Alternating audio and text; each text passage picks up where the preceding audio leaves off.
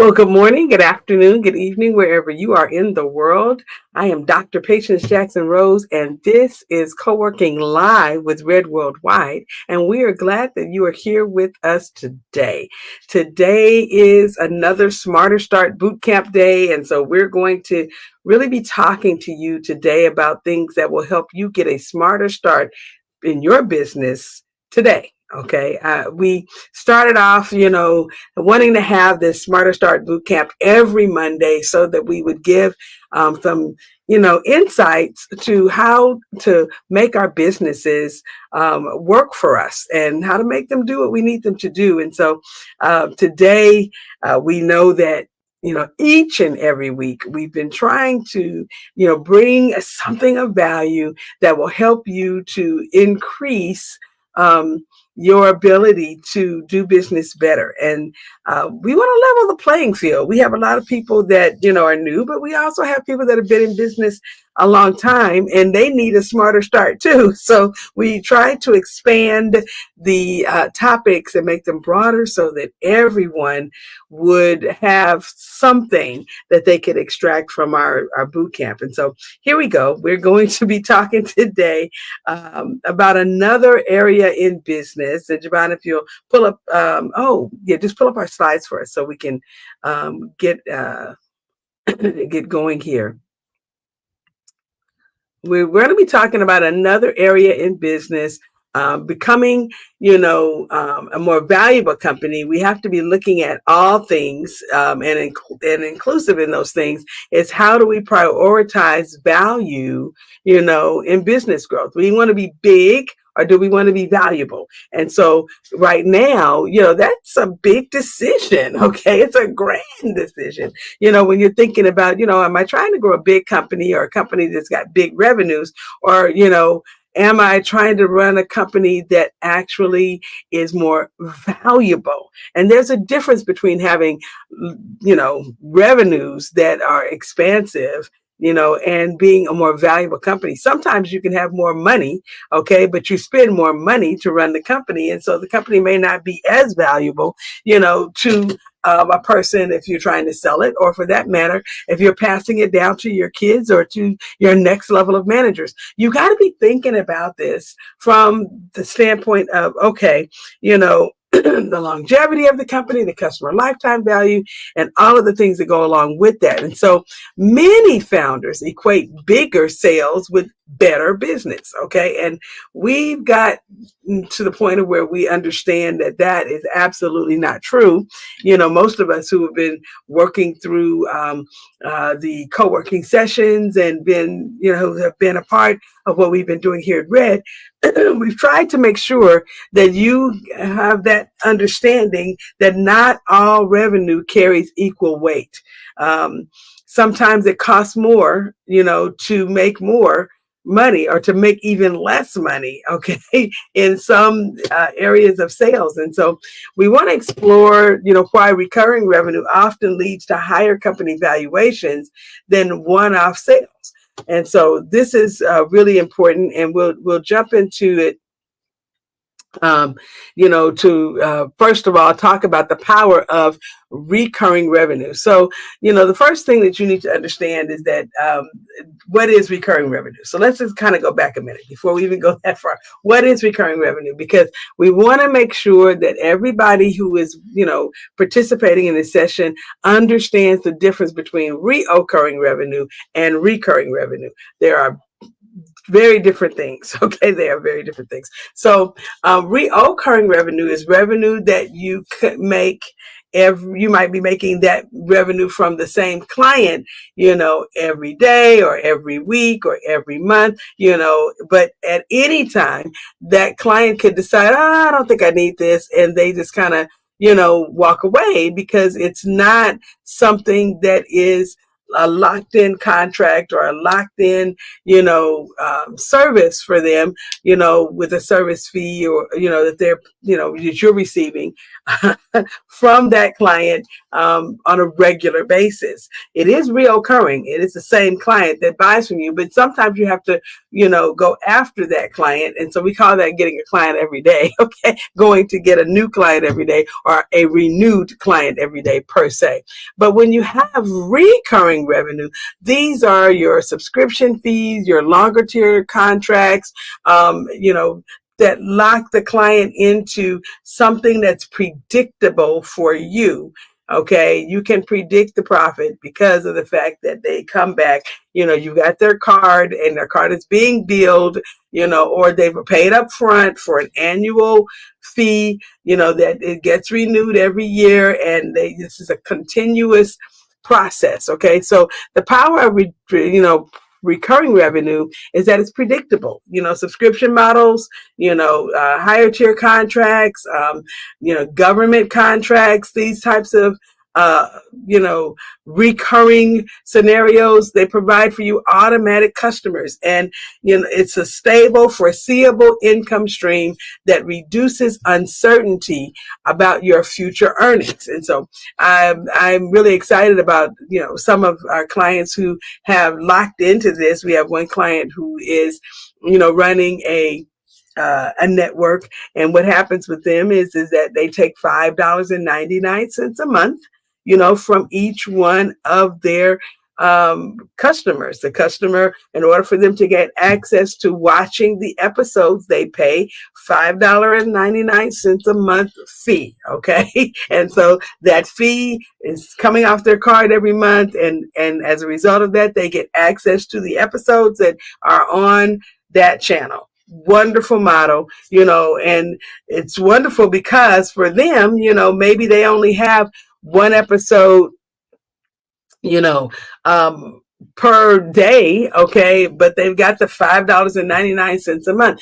We have another former client, and what they were doing is that they actually had a bucket of shows, so they had shows going on all day and night, and they were, I think they charged like $6.99 a month for their access. But, maybe you're not that type of company. Maybe you have something else. Well, I've often talked about the concept of alarm monitoring, and how with the alarm monitoring systems, what made, or broke that particular market is the fact that this particular company, that started off, in the alarm system monitoring, the very first one that actually pushed it out, they started off selling alarms. And then at some point they got the revelation that, if they could give away the alarms, they could actually, maybe, garner more revenues by monthly monitoring of the service that they were providing. The services, that they were providing at the time was more or less a deterrent for people who were coming to try to break in someone's house, because the alarm would go off and it would draw attention, and the person who was trying to do the break-in would probably run away. But with monitoring, when the alarm would go off, if the monitoring went all the way to some place where there was a person that could come out and check to see what was going on, then this would provide a different level of offering that people would probably gladly pay for. And so I remember in the early days of alarm monitoring, where we lived, there was no security that would come out. There was not like a security company that came out. We actually got the real police. Okay. I mean, they came and, with the sirens and the whole bit. And so it was really interesting, over time, more security companies were available, and they would connect up to the alarm monitoring. And so they would go out and check to see what was going on. And that, was a great service to a lot of people. And so now, having that said, to kind of give you context, if you have some sort of service that you could sell, maybe you have a product as well, and the product itself, it the service serves the product per se. The product is there, it does what it does, but having the service where a person could have access to you or to your staff or to someone else that you contract, to help create this recurring scenario, provides a wonderful opportunity for predictability. Now, there are many, many industries that use this, but the other thing that I want to tell you is that maybe you don't have to have a product. Maybe yours is just fully a service and people pay you annually for it, through a subscription or a higher tier contract that you might have with them. Maybe it's a 5-year contract. That in and of itself is also predictable, and it fits into our mode of having an automatic customer, a customer that's always there. Let's look at our next slide. Our next section of the slide. Customer retention. This is one more area where recurring revenue is something that, really gives us a benefit, because, being able to know that this particular customer is going to be with you for a certain amount of time is something that actually, lowers the customer acquisition costs, and, it actually provides also a higher lifetime value. You are able to, lower the ability for you to have to go out and get someone new, okay, because you already have someone to fill that slot. So, no, it may not lower your initial customer acquisition cost for you to get the initial customer, but it definitely lowers the cost of trying to get them again, okay, because they're already yours. Okay, they're automatic. So having the higher lifetime value, because the customer is going to stay with you a predictable amount of time, based on the subscription that they purchased or the contract that you have with them, that is tremendously valuable. And it is seen as valuable at the bank, and it's seen as valuable when you go to sell your company or pass it down. So this is really something that you have to be thinking about, because it does increase the value of the company when you have longer relationships with the customers. Okay, for scalability purposes, having subscriptions or contracts really does give you the ability to easily scale, because you know how many people you are going to serve, and you can add new subscribers with minimal additional costs. Okay, because and it gives you the ability to have some processes that you put in place to onboard people and to make sure that people are getting adapted to using your service or using the product. It really is a wonderful way to run the company, and so we want to also think about the fact that it does reduce volatility. You have steady monthly income, and you don't have to think about, oh gosh, am I going to be able to pay my bills this month? Did I get enough customers?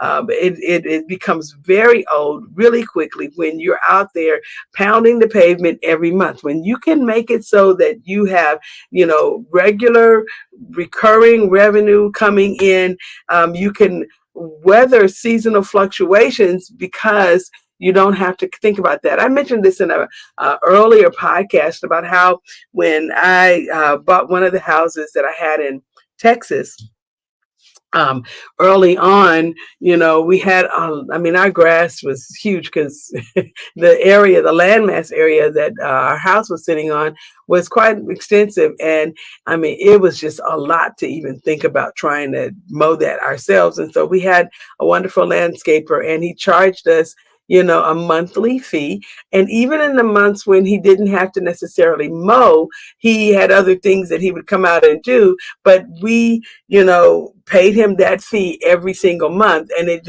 kind of evened out so that we didn't have to pay so much per month for the amount of land that he was, tending to.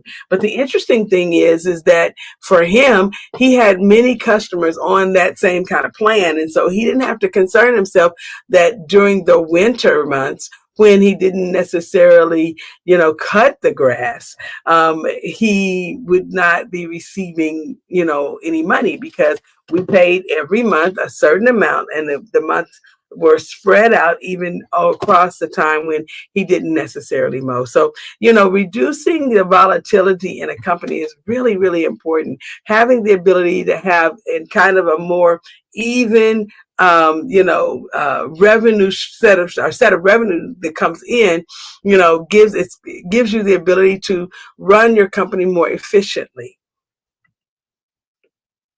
Okay, so let's talk about the fact that a lot of people, when they're looking at the concept of having this prioritization of being more valuable over being big, that comes from somewhere. And so I wanted, before we jump any further into, the concept of what is, EBITDA, I want to kind of talk to you about the difference in when you do not see your company as valuable, or realize the company as being valuable, and all you're concerned about is becoming, big, okay, as far as revenues are concerned, how that can affect you. Many people focus on, just boosting their sales, thinking that bigger is better. They really do. And, more revenue means more success to a lot of business owners, but it's not necessarily true, okay? Because sometimes when you prioritize, you know, your top line growth, it can attract low quality revenue. And here's where the problem lies. All revenue is not created equal, as I said earlier. And from the perspective of a potential person that might be thinking about buying your company, or even if you're passing it down to, a next level of managers or your next level of kids, and I do mean that just like I said it, because some kids that are working in the business might not be the kids that you're passing the company to. But the bottom line is the predictability of future revenue is one of the most important factors to consider. When you go to the bank to get a loan, that's one of the things that the bankers are going to look at is, how do we track revenue and how much of this revenue is recurring? Okay, it's great that you made this wonderful amount these, 7 or 8 months, but will you be able to weather the storm in month, 9, 10, 11 and 12, and so recurring revenue from contracts or subscriptions, they really does help to give the company, a higher valuation. In fact, businesses with recurring revenue often command valuations based on a multiple of revenue, while companies that rely on the transactional revenue, that's what we call it when you're getting, a new customer every day, transactions are what, are creating the revenue. And so transactional revenue produces value based on a multiple of your EBITDA. So we need to understand what EBITDA is, and just kind of, walk through this process so you can see what I mean. Okay. Well, the EBITDA is an acronym for earnings before interest, taxes, depreciation, and amortization. And so I want to break down each one of these so you can kind of understand what they are. So earnings are the company's net income or profit after expenses. Okay. That's what, people see it, as, because, basically, the monies that you make um, after, the cost, okay, of making the money per se, is, generally what we call earnings, right? Because it cost you maybe $2, but you made $10. Okay. And so, that's going to be $8. Okay, is what you'll say that your earnings were in this case. But it is the earnings before the revenue that you receive before, prior earnings, in the case earnings prior to certain deductions. Okay, so there are certain deductions that don't get um, calculated until after you've gone through this whole process. And so these deductions, the interest payments on company debt, the taxes, the variations before, company, this removes tax variations for better company comparisons, and the depreciation and amortization, it excludes non-cash expenses related to asset value reduction. Okay. And so, let's kind of break that down just a little bit more, because I want you to just really make sure that you understand what each one of those things are. So when we're seeing it this way, the term before, okay, indicates that we're looking at earnings, prior to those certain deductions that we mentioned, the interest, taxes, depreciation, and amortization. It includes any interest payments that make the company makes on its debt. Excluding the interest helps the company to focus on their operational performance without considering its capital structure, how much debt it has. And the reason why taxes are pulled out of here, okay, and because I want you to see this, the reason why we don't, calculate taxes in it is because taxes can vary based on the jurisdiction that you're in, the tax laws, and other factors. So by excluding them, it allows for us to be able to compare companies in different regions, or even within, with different tax strategies, and that's a very good, way of being able to see things. And then the reason why depreciation and amortization are pulled out is because depreciation is a non-cash expense, and it reflects the reduction in value of tangible assets over time, like buildings or machinery. It's excluded from EBITDA because it's not directly related to the company's day-to-day operations. And the same with amortization. It's, it's a non-cash expense, but it relates to intangible assets like patents or your goodwill. But it's excluded because, again, those are things that are not,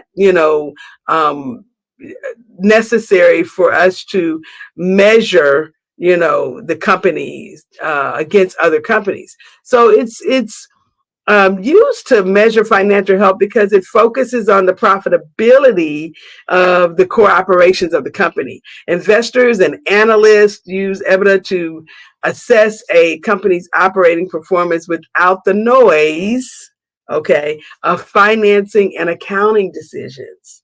And it's particularly useful when comparing companies across industries, as it kind of takes away the effects of different capital structures and accounting methods, whether you're using a cash method or accrual method. Those things kind of are wiped away. It doesn't matter. For example, if you're evaluating two companies, one with a lot of debt and the other with minimal debt, EBITDA allows you to compare the operational performance without the impact of the debt level. Okay, so, but it's limited. All right, even though it's a popular way of measuring, it is limited. And, we want to be thinking about, we got to have something that evens the playing field. While EBITDA, is, it's not perfect. It accounts for a few things, but it doesn't account for changes in working capital expenditures, or the cash required to maintain operations. Companies with high EBITDA might still be struggling with cash flow, and there's no way for us to be able to see that by just looking at the EBITDA. So it's important to use it in conjunction with other financial metrics for a complete picture of a company's financial health. Okay, because it's really, really more than, looking at the picture that you get from EBITDA when you start talking about if a company is valuable or not. So I want us to, really be thinking about, how does it play out against revenue multiples? Well, EBITDA based on valuation is, just all transactional. It focuses on profitability and operational efficiency. Revenue-based valuation applied to businesses with recurring revenue. And it's more emphasizing the growth potential and the market share. Okay. And for that matter, whether or not you're in, these ownership traps that you can be in, or if you're too dependent on certain, structures. Okay. The key differences here is that revenue multiples often result in higher valuations. They reflect the stability of the recurring income. So when you're looking at a way of thinking about your company, you want to be thinking about, more of a revenue multiple if you have the ability to have something in your company that is recurring revenue, okay? And not just get stuck there in the, evidence-based valuations. Now, what are some of the actionable steps that we can use for prioritizing value?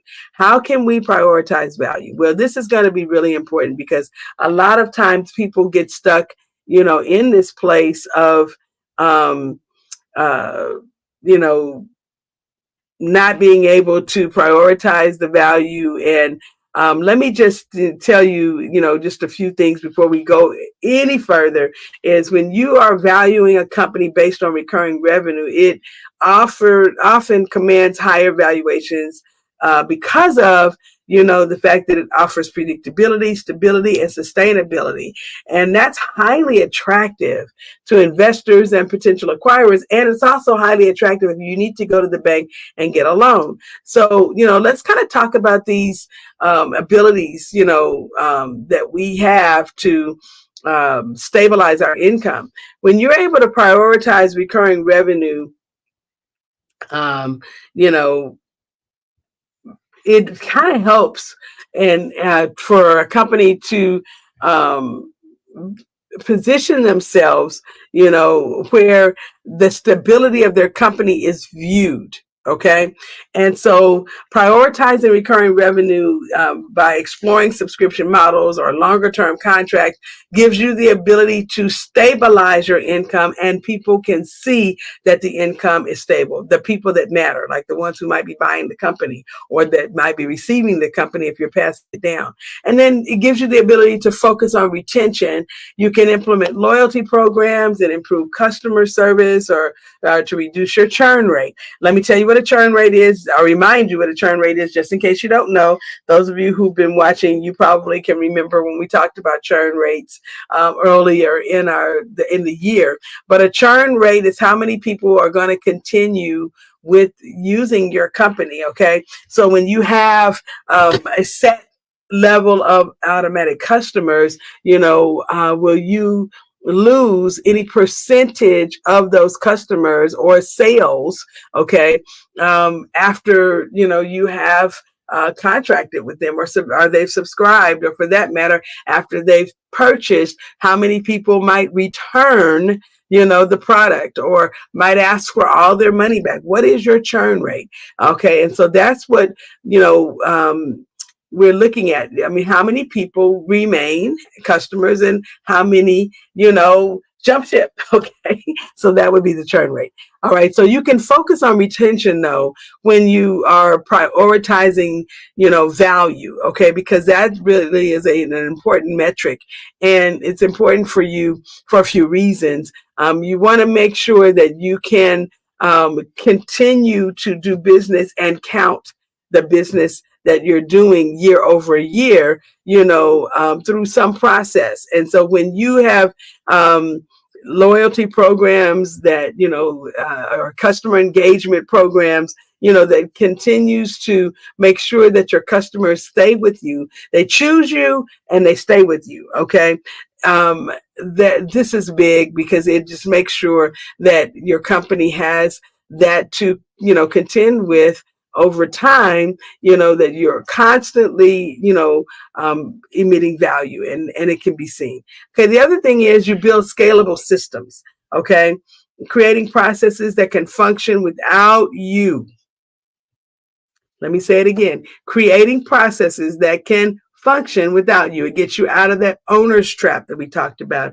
And You don't have to be, involved in every decision. You don't have to be involved in every sale. People don't have to ask for you all the time, although it may make you feel good, that people ask for you. At the end of the day, if you're not available, you don't want them to not want to make, a purchase. You want them to, purchase in spite of the fact that you are not as visible or you are not as available. Maybe you have multiple locations, or maybe you are, on vacation. Okay.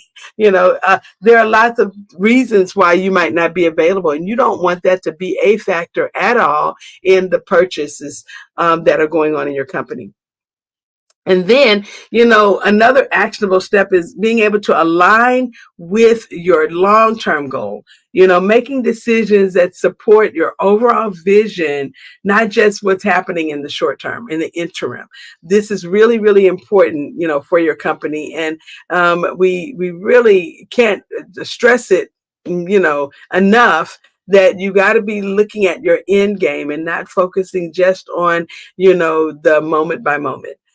Because in the interim of, when you're looking at, okay, just what's my next step, things can be happening that could dictate that you might be out of, you know, your league, if you are only running your company just based on short-term trends. If you're able to look at what's going on over, longer periods of time, or for that matter, whatever your plan is, your end game, maybe your plan is to have franchises of your company. And if you are just working on short-term, events, okay, you might not be building out processes that could be available to make it easier for you to institute a franchising model. So, look at your long-term goal and work towards that. Okay. Because, when you can align everything that you're doing with the long-term goal, then of course it's going to also make the company more valuable, because you have something that you can show or demonstrate that you are working towards. Okay, so let's talk about, measuring what matters. And, as we're on our way to that, I want us to be thinking about, the predictability of future revenues. Again, when you have a subscription-based, business, that you'll be receiving monthly payments or annual payments, or when you have a contract, it, could be, biannual payments, or even, 5 or 10 years, based on what you are signed the person up for. Investors value this predictability because it reduces the uncertainty about the company's future earnings. Okay. And then, lowering the customer acquisition costs. Okay. We talked about that, but I want to give you an example. Okay. And just imagine a software as a service business, something like a JotForm or an Airtable or Calendly or, Asana or Slack, any of those types of services. Okay. Look at their business model. Once a customer subscribes, the company incurs minimal costs to maintain that customer relationship, because the software is already in place. All they're doing is just making sure that people continue to get good service. Okay. And if they have an issue, they have a good customer service to back them up. Okay. Because the relationship has already been, secured. So, it doesn't cost the same, as it would cost to acquire a new customer. So I'm just kind of reminding you of why these things are important. And then, of course, the higher customer lifetime value. As I mentioned earlier, the company that sells subscription-based services has customers that stay for years. Okay. People who are in these higher tier contracts, even if it was a bid process, sometimes they get offered another round, because, a lot of the what we have noticed in those ecosystems, that people don't necessarily want to change and they don't like to change. And as long as you're offering them good service, they're willing to stay. So the higher, CLTV makes the business more attractive and valuable to acquirers for that reason, because of the fact that they know that it's contributing to the company's consistent revenue. And then the reduced revenue volatility. Remember, as I mentioned, let me give you an example of what that looks like. A fitness subscription, like,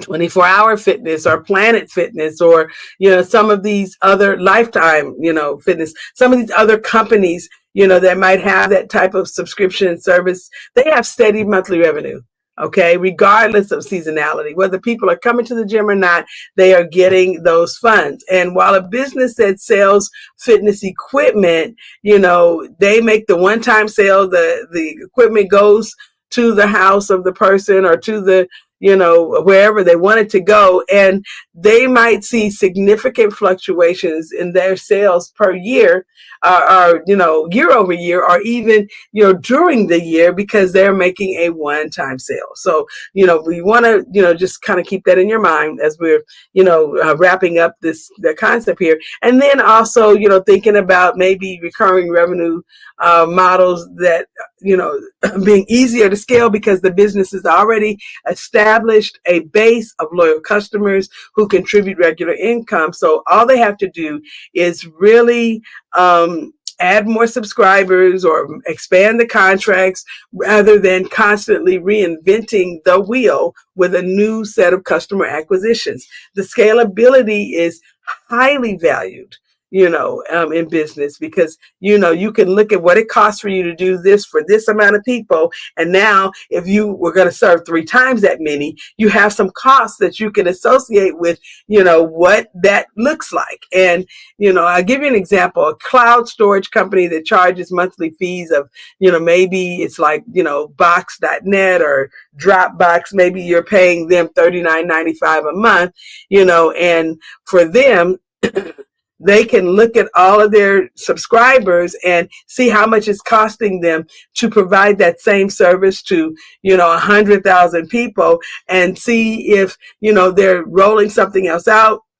where they'll be able to serve people in a different demographic, and they know how much it costs them to serve 100,000, and this is going to increase their, customer base by another 100,000. Then they can better, scale that, because they can see what their cost will be to serve that many more people. Okay, so when we're looking at this, we want to be able to understand it from that standpoint. So let's see, how do we look at measuring what matters most? Okay, well, customer lifetime value matters most. So we want to measure the total value a customer brings over their entire relationship.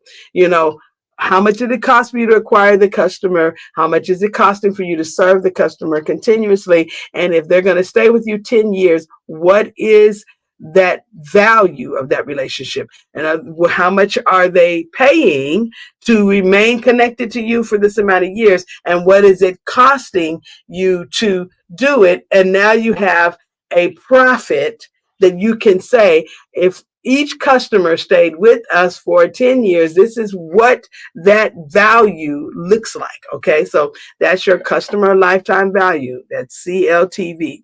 All right. And then, of course, the churn rate that we talked about earlier. Track the percentage of customers who stop using your product or service. Okay, because that matters, to a potential buyer. It matters also to the bank, if you're going to get a loan, and it should matter to you, because it gives you the ability to see, okay, if I got 10 customers, it's likely that I'm going to lose one. So really, I can count on the metrics of 9, not 10. Okay, so that I can get a more accurate accounting for what it is our company is doing. And then the recurring revenue growth. All right. Monitor the increase of your predictable ongoing income streams. Not just monitoring the streams, what the revenue looks like, but the growth of the revenue. All right. And how much did we grow between this month and this month? How much did we grow between this month and this month? I mentioned this before, that when I was working with, my team of engineers, when we first started the company, there were 3 ladies, and they were just amazing young ladies to work with. But we used to have a monthly session where we would talk about the growth. How much did we make this month? How much did we make last month?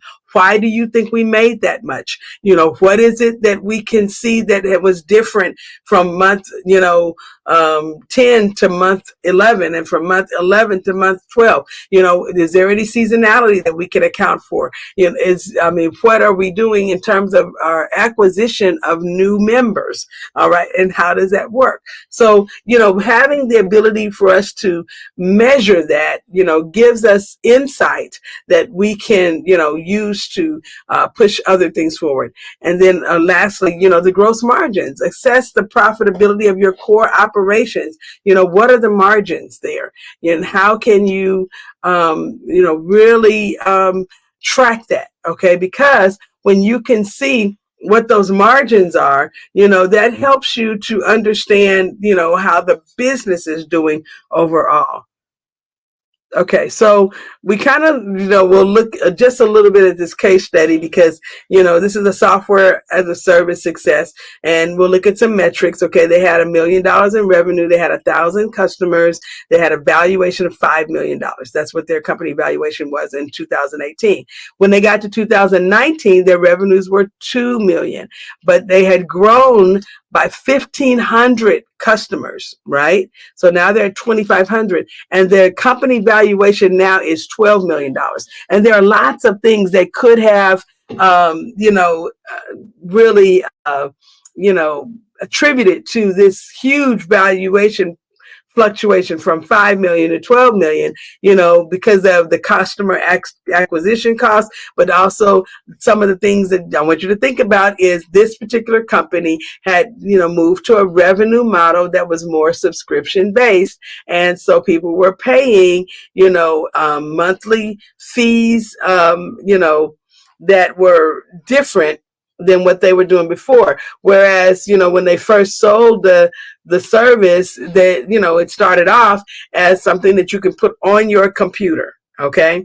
And even though it was still a software that everybody was using, it was reoccurring because people could choose to buy the update or the upgrade or not. But when they went to the next year, that wasn't a choice. Okay. So in this particular case, they were now making $12 million a year. And then we went to $5 million in revenue to $40 million valuation, and a customer had increased, to 7,500 in just 1 year. Okay, from 2,500. I mean, that's 5,000 new customers. And of course, the customer lifetime value increased. There's lots of things that increased as a result of this because of the subscription model. And then lastly, we want to look at this, $10 million in revenue, having $100 million valuation with 20,000 customers. This is tremendous, guys. And this is something that I just wanted to really show you because you needed to have context for what I was talking about. All right. Okay, so the future of a valuable business. Well, one of the things that we have to understand is that, our futures are all, something that we need to be looking at in terms of in business, because there's lots of things that are changing over time. And so I want you to understand that AI integration will really help us, enhance customer experiences and improve the retention in a subscription model, because it gives us the ability to serve people faster. It can improve the quality of our services, and sometimes even, the efficacy of, how these things are applied, is definitely improved and increased. Then we can personalize at scale. Advanced data analytics, the business intelligence that we're now getting, it enables us to have highly tailored services because we can look at what's happening with our customers and how we can, increase, the service production, improve our customer service, look at a lot of the different things that are happening in the company and make the necessary changes quickly. Okay. And then the ecosystem building, we can really create interconnected product suites and locking in our customers and boosting the recurring revenue by, building out ecosystems for buckets of customers. The types of customers that can use this might be different than the other types of customers. And so by us taking advantage of being able to boost things, we really have opportunities that, we're taking advantage of. And then, of course, being more sustainability focused. Long-term value creation will increasingly align with our sustainable business practices.